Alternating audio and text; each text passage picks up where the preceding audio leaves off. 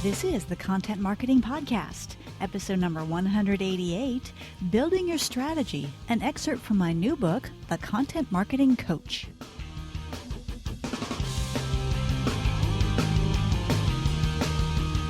Hello and welcome to the Content Marketing Podcast. This is the show where we help you grow your tribe and your bottom line through insanely good content. I'm your host, Rachel Parker of Resonance Content Marketing, and today is August 18th, 2016. Hello, or as we say in Texas, howdy, and thank you for joining us for today's episode of the Content Marketing Podcast. Just a reminder, this podcast is available on iTunes and Stitcher and SoundCloud and now Google Play Music. So if you like what you hear, please feel free to click on over and subscribe so you can get every single episode delivered directly to your happy little ears. Well, as you may have heard, it was a long time coming, but my new book, The Content Marketing Coach, Everything You Need to Get in the Game and Win, is now available for pre-order at contentmarketingcoachbook.com.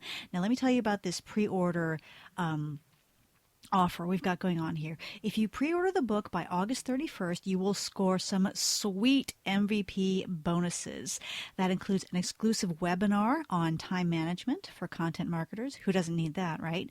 A complimentary copy of the Content Marketing Coach's Playbook. This is a supplement to the the main book is more of a strategy piece. The playbook is more tactical. So we have a chapter on blogging, chapter on email, etc., etc. Really cool stuff.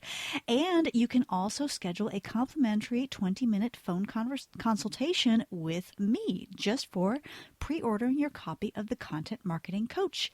That address again is contentmarketingcoachbook.com, and the offer is good through August 31st. So get those orders in while you can.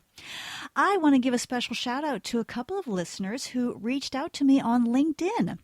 I was very happy to connect with Laura in Livingston, New Jersey, and also with Vicky in Bloomington, Illinois. Ladies, it is a pleasure, and I thank you so much for reaching out and inviting me to connect. I'm very happy to have you in my network. And if you would like to connect with me on LinkedIn, I would love that as well. And you can find me at linkedin.com/in/resonance content. Make sure you put the in there or it won't work. linkedin.com/in/resonance content. Okay, all this month I am sharing juicy insights from the book, and last week we talked about the SEO factor, the connection between SEO and content marketing. If you happen to miss that episode, feel free to check it out on iTunes or Stitcher or via the RSS feed. Today I am sharing some more insights from the book, and we're going to be talking about building your strategy. So we've been talking kind of background stuff up to now, but now we're going to roll our sleeves up and really get into what goes into creating that strategy. But first, it's time to check in with our news feed for this week's rundown of news you can use. We've got some news from Facebook kicking off our news feed. Facebook's been kind of quiet lately. You know, I remember at some periods we had several weeks in a row where we had big news out of Facebook, but they've been a little quiet. Anyway, Facebook is going to be has introduced. Facebook has put out some news that we will soon be seeing new audience and engagement metrics for our videos. These new features include audience demographics broken down by minutes viewed by age, gender, and top geographic locations. We're also going to see how aggregate audiences engaged at specific points during a live broadcast, so a little more granular information about those live broadcast audiences. And we're also going to get insights on how sharing impacts distribution of videos and what kind of content compels people to share. So sounds like some really, really good beefy analytics are on the way. Facebook has said they're in the process of rolling out these updates and confirms that they will be available to all pages in the next couple of weeks. So we can all look forward to that, especially those of us who are into Facebook videos. And If you hear some crunching in the background, I've got a beagle right next to me chomping on her bones, so apologize for the background noise. Okay, our content hit of the week is a post called 5 Ways to Quantify Relevance in Content Marketing. This is a post by Michael Hewitt over at Search Engine Watch. And this article intrigues me because we don't see a whole lot of articles about relevance. But it is so crucial to our success in attracting search traffic. We need to be relevant to what those searchers are looking for. And as Michael says in the article, I'm going to quote him here, quote, "It takes a combination of human and algorithmic review to really get to the bottom of what makes content suitable to answer the audience search query. But how do you know that you're looking for the right things?" So, and then, of course, he proceeds to present some solid advice to help us answer that question. So it's an interesting take on the content marketing SEO connection, which we talked a lot about last week. And very happy to share this with you, and I will provide the link in the blog post for this episode. Okay, that's it for this week's update. If you stumble across something you think might be of interest to your fellow content marketers, please tweet it to me at Resonance, C-O-N-T, Resonance Content with the E-N-T lopped off, so that we can share. Now it's time for this week's Spotlight segment, Building Your Strategy, an excerpt from my new book, The Content Marketing Coach. All month long, I'm going to be sharing insights from my new book, The Content Marketing Coach, Everything You Need to Get in the Game and Win, now available for pre-order, of course. And today we're talking about building your strategy. This is from chapter 13 of the book. So, when it comes to strategy is one of those words that marketers like to throw around so that we sound smart. And conversely, some people are kind of intimidated by that. And if the word intimidates you, just relax. Building strategy is nothing more than putting together a plan. And your strategy is kind of the overarching plan. It's not it's connected to the day-to-day content marketing work, but it's more that the grand plan. Not that it's complicated, but it's just the plan saying, okay, this is how we're going to proceed. So I like to break a strategy down into 3 distinct sections, 3 distinct parts. Number 1 is going to be your background. So this is where you're going to collect all that research that you have put together on your audience and their preferences and media, things like that. We're going to go through these one by one here in a minute.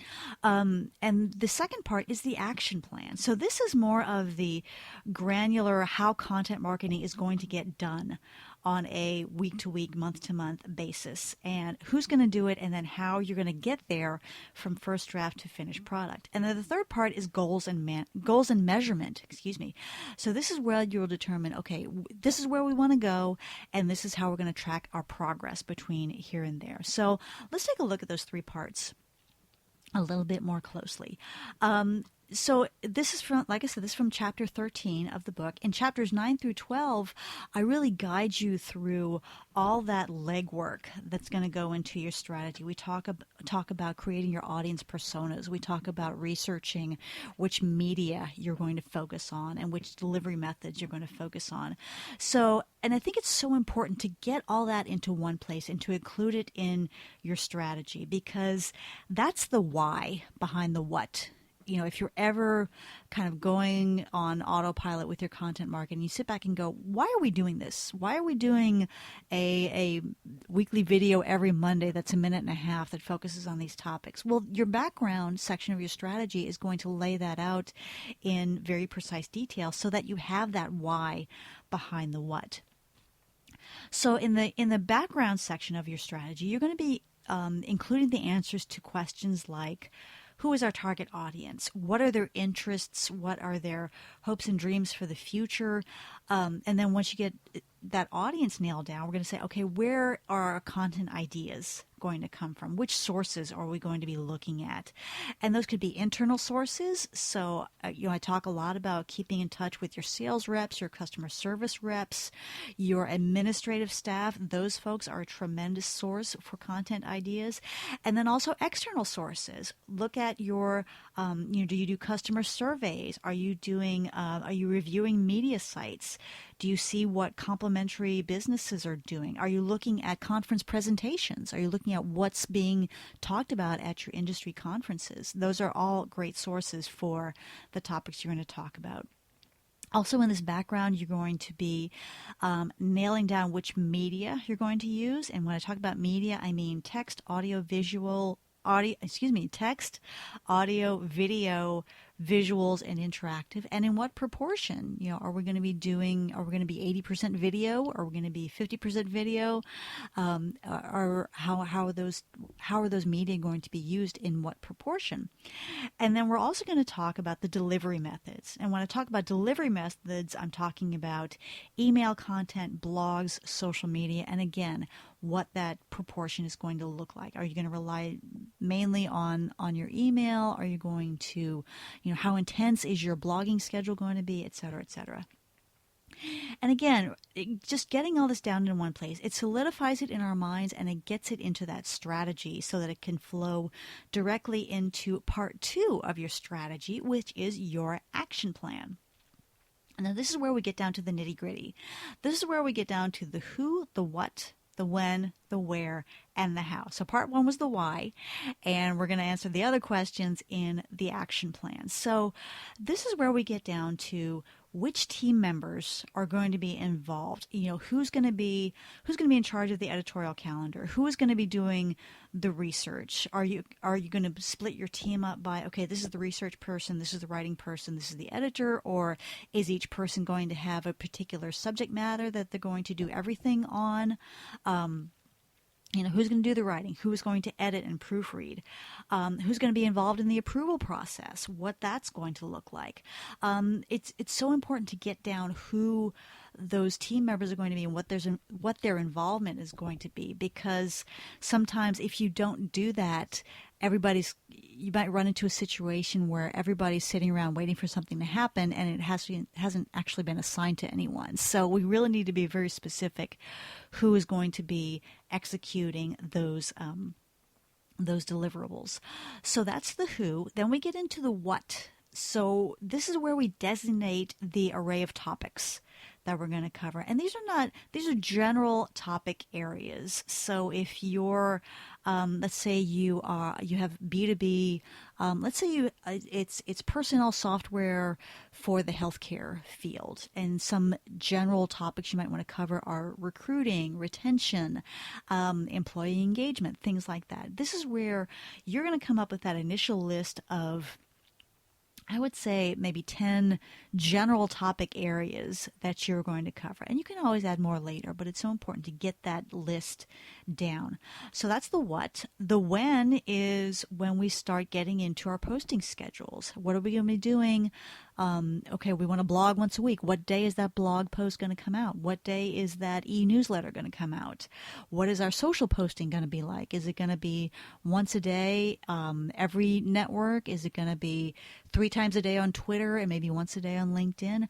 Really specify how that's going to get done on a daily, weekly, monthly basis. And also you might want to look at beyond that. You might want to say, okay, every quarter we want to produce a new ebook, or every month we want to do a webinar. And get those schedules down so that everybody is on the same page with that. And then the last part of this section is going to be the how. So this is where you nail down your process. What is your content development process going to be? What is your approval process? So important to get those approval processes down, because you don't want to put content out there to every possible stakeholder and say, hey y'all, what do you think? That is just a recipe. I can tell you from experience, that is a recipe for too many cooks in the kitchen. So really specify which tools are you going to use to publish your content? Are you going to, for example, in social media, are you going to go to the individual sites, or are you going to use Hootsuite? You may use HubSpot or one of those kind of aggregated platforms. Which tools you're going to use? This is important. How are you going to ensure that your content meets with your brand standards and your quality standards? Who is going to be your QA, your quality assurance person? How are you going to keep your team informed? How are you going to ensure that new developments that you need to cover in your content, how are you going to communicate that? Are you going to have weekly meetings, daily meetings? Are you just going to communicate by email? Or do you have like Yammer or one of those internal project management tools? And then how are you going to go about making adjustments to your strategy? And we're going to talk about that a little more in a second, but your strategy is a living document. It's not set in stone. And how are you going to decide what needs to be adjusted and when? So as you might imagine, that part two, the action plan, is going to take up the bulk of your strategy. And we need to make sure that we give enough time and effort to this section, because this is our grand plan. This is our roadmap between New York and Los Angeles to make sure we're going to get there. So part three of your strategy is going to be your goals and measurement section. And if you were around in the 80s, you might remember Ed Koch, who was an iconic mayor of New York during that time. And he was famous for just going out on the street and pulling people to the side and saying, "Hey, how am I doing?" And as content marketers, we need to know how we're doing. So we need to know what our goals are, and then we need to plan for measuring that performance and adjusting our course as needed. Now, I will say this is a challenge for me. I'm going to tell on myself here. This is a challenge for me because I am overachiever, perfectionist. I was that annoying kid in sixth grade Catholic school, sitting in the front row, raising my hand, asking how we could get extra credit, or reminding the teacher, "Wait, a quiz today," because I studied for it. So that's me. And for me, setting goals, there are a little bit of nerves involved, because what if I don't achieve them? Heavens forfend! But really setting goals is just saying, okay, here's our idea of where we want to be. And if we don't get there, then that informs us of one of two things. Number one, either we need to change our approach to achieving this goal, or maybe we need to change the goal. Maybe it was a little too lofty for where we are in our content marketing journey. So get those goals, set something that is realistic but a little bit of a stretch. And if this is your first time goal setting, just kind of guesstimate what a good goal would be and then aim for it. And then we also need to plan our measurement. So how often are we going to review our analytics? Is that going to be a weekly thing, a monthly thing? Who's going to be responsible for those analytics? And then how are you going to plan for adjustments? So, and this is important because sometimes analytics, people look at analytics as data for its own sake. It's like, okay, we got our analytics, but it's only valuable if it helps drive your strategy. So, it's helping you make better informed decisions. So really plan for how we're going to use these analytics to adjust our strategy. And speaking of which, let me emphasize that your strategy is a living document. We put a lot of blood, sweat, and tears into these strategies, and all too often they get stuffed into a drawer and never see the light of day until January 1st the following year, when we all start thinking about strategy again. Your strategy is a living, breathing document, and I encourage you to review it on a regular basis. I don't know if that's quarterly, monthly, but really look at it and say, okay, what have we learned this quarter, this month, that might warrant an adjustment to this strategy? And that way it can continue to serve your team. So those are some insights from Chapter 13 of the book, Building Your Strategy. If you have any questions or want to add to the conversation, I would love to hear from you. And the best way to reach me is through the website resonancecontent.com. Now it's time for our content marketing tip of the week. Keeping the strategy theme going, I want to talk a little bit about your editorial calendar.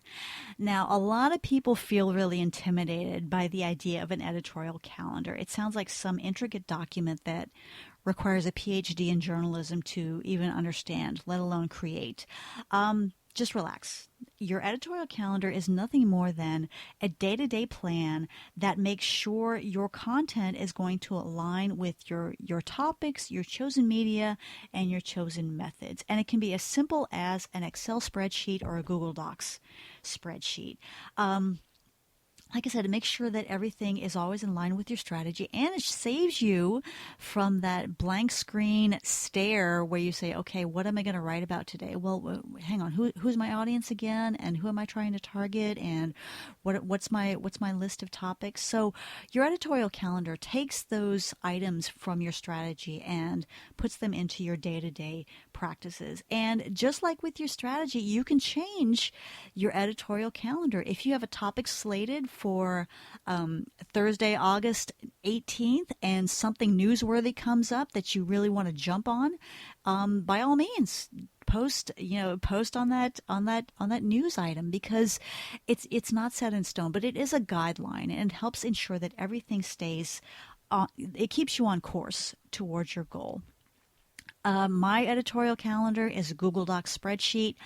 I love Google Docs because, if I am sitting in the backyard with the dogs with my iPad and I suddenly get a great idea for a blog post or a podcast topic, I can pull up Google Docs right there on my phone and get it right there in the calendar. Some people use Excel spreadsheets. Some people use other, you can get as fancy or as plain as you want. I say keep it simple. But the important thing is that you have a plan to keep your content on track to achieving your goals. Okay, campers, that's it for me today. Hope you've enjoyed this episode of the Content Marketing Podcast. If you like what you've heard, please feel free to subscribe on iTunes or Stitcher or Google Play Music or via our RSS feed. And if you really like what you've heard, please leave us a quick review on iTunes. I would so appreciate it. Also, remember that the new book, The Content Marketing Coach, Everything You Need to Get in the Game and Win, is now available for pre-order at contentmarketingcoachbook.com. And if you pre-order by August 31st, you can claim your super cool MVP bonuses. As you know, I always like to leave you with a quote, and today's comes from the man I like to call the godfather of content marketing, Joe Polizzi. And by the way, Joe was kind enough to review my book and to offer an endorsement, and I'm incredibly grateful for that. But Joe once said, quote, "A content marketing strategy works when customers stop ignoring you, start paying attention to you, and decide to give you business because you are the trusted advisor." Unquote. Again, this is Rachel Parker with Resonance Content Marketing. Thank you again for listening, and we will see you again next week. Take care.